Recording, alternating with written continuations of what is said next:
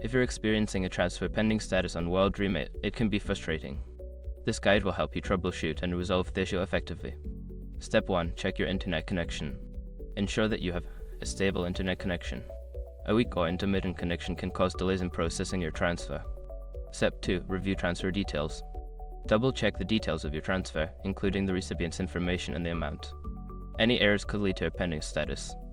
Step 3. Verify payment method. Before filing a refund or dispute, use the /com link in the description to open the refund dispute deadline calculator and confirm your deadline. Step 4. Contact customer support. If the transfer remains pending, reach out to WorldRemit's customer support. They can provide specific information regarding your transaction status. Step 5. Wait for processing. Sometimes transfers may take longer due to verification processes. Allow some time for the transfer to be processed before taking further action. If you follow these steps and still encounter issues, consider reaching out to WorldRemit for further assistance.